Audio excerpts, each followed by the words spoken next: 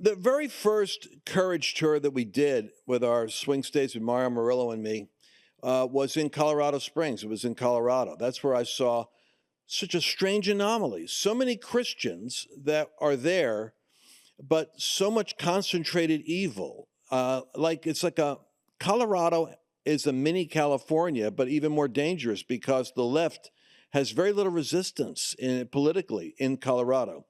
So here's, I'm going to give you some statistics. Colorado has seen a 400% increase in children identifying as transgender. Now, how do you end up with a state? Bill Maher even says, how do you end up with youth that in the United States alone are questioning their gender? It has to be a marketing campaign. And sure enough, Colorado, through the school system, is indoctrinating children into gender confusion and then working with the child against the family in order to create a fast track to build an army of transgender, mutilated, confused, pharmaceutically altered kids, much to the surprise of the parents who don't even know what's going on. They passed a 2023 law declaring a gender-affirming care sanctuary state. I don't know who gives the official title. This is really the gender mutilation, government intervention state is what Colorado actually is. Someone should rename that. But now they're doing something very dangerous. They're even moving towards taking the child away from the parent.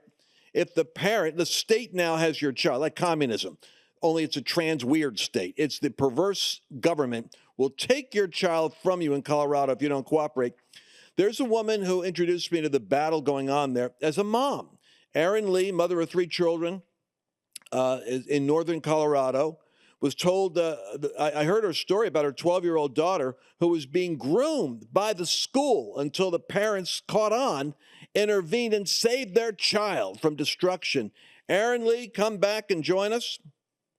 I'm not exaggerating the story. I'm sorry you've got to be in the front lines of this battle. It's not enough to have to go through the previous, war. So tell us what's happening in Colorado and let the whole country know. You're going to be on the Real America's Voice platform.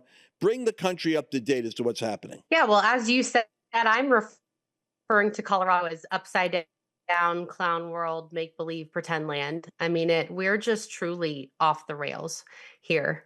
And they've passed radical legislation since 2019 that lowered the age of healthcare consent to 12, that made it so that you must affirm all gender confused kids, that therapists will lose their license if they don't, that mandated the teaching of gender ideology in 5th grade human growth and development, that has now mandated the teaching of LGBT and Q in 1st grade history and civics courses starting in 6th grade.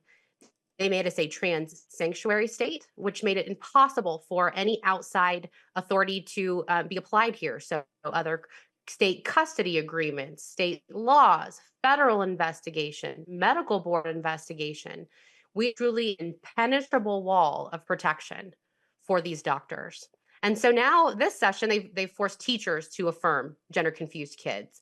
Now this session, they're bringing forward House Bill 1312, which is the most radical, consequential bill ever presented in any state. And I'm calling it the trans your child or the state will take them, and call that man a woman or the state will come after you bill, because it defines not affirming your child's gender confusion as coercive control or abuse and gives the state the authority to remove children from your custody.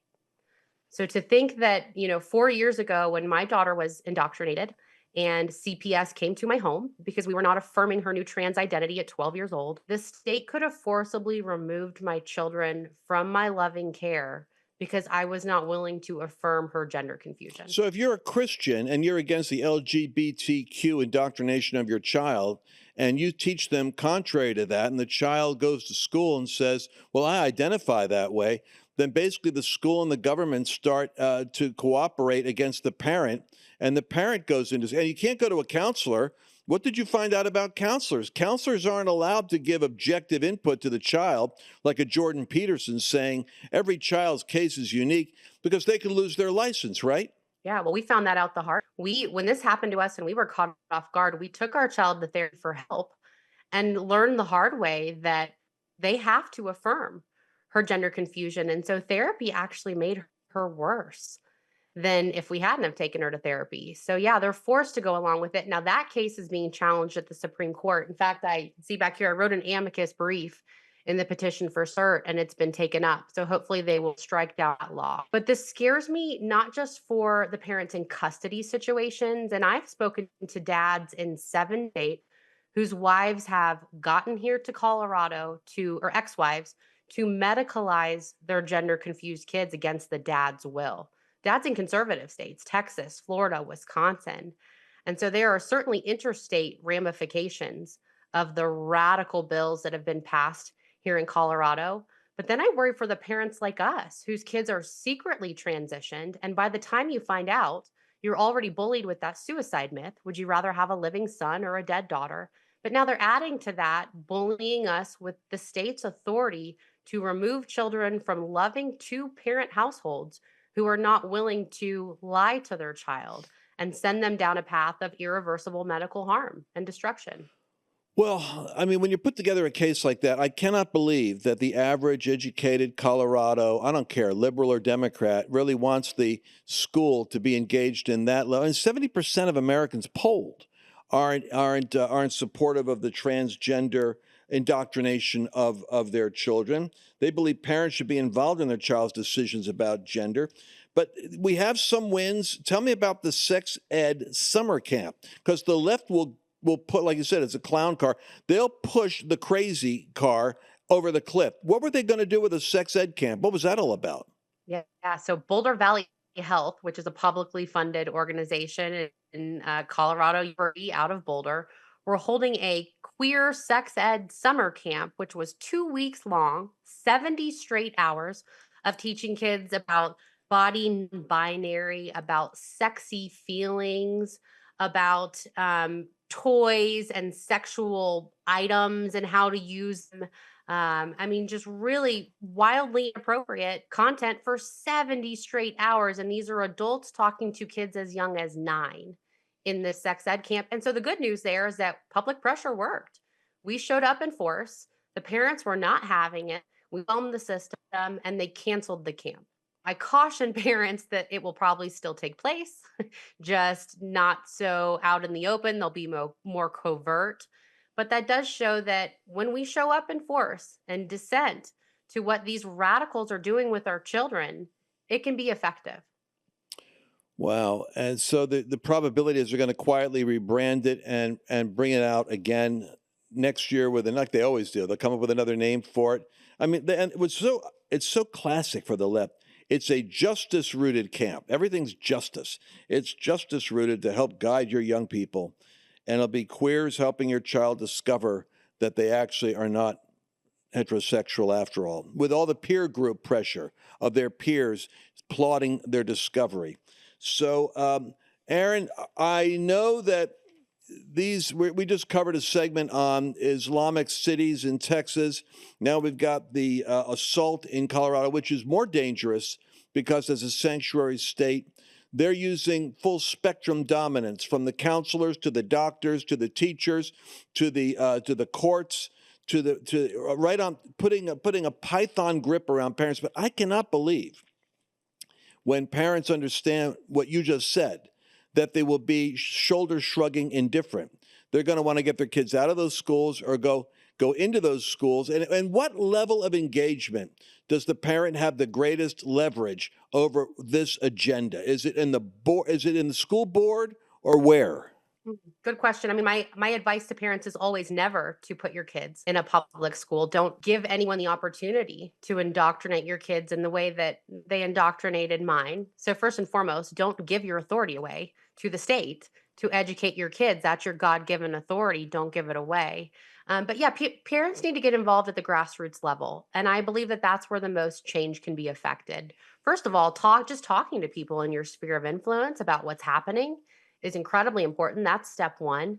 But they should be engaged in their local school boards, especially in states like Colorado in the state legislation, because these laws affect everyone.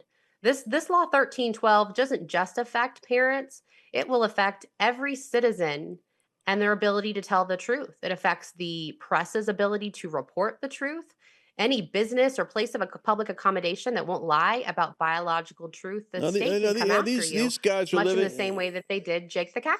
Right. They're operating in the dystopian Biden Harris COVID era because that's the dark cloud over Colorado. It's still woke nutty. I'd be surprised if your governor backs it because he's got presidential aspirations and the tide isn't moving in the direction of woke right now.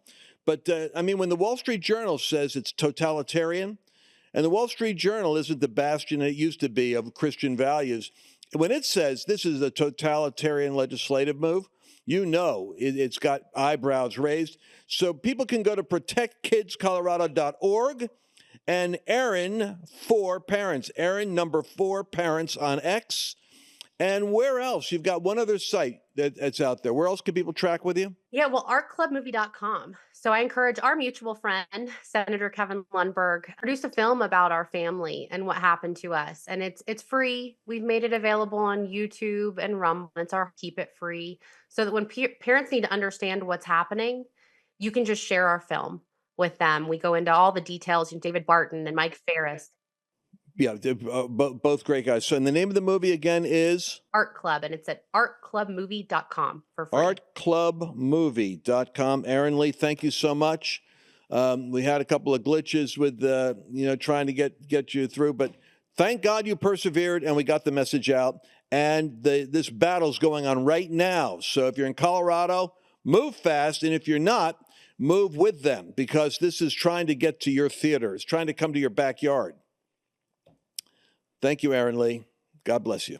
Thanks for having me.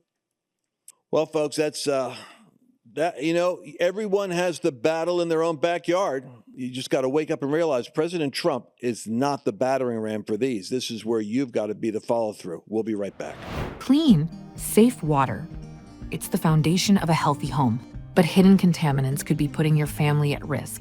That's why there's Sentry H2O, the smarter way to protect what matters most. It filters out what doesn't belong and restores what your body needs. Pure, mineral-rich water that tastes as fresh as it is clean. Because your family deserves more than just clean. They deserve water that supports their health. Go to lancewellnow.com/water and use code LANCE to save 10% on your water wellness system. That's lancewellnow.com/water, code LANCE.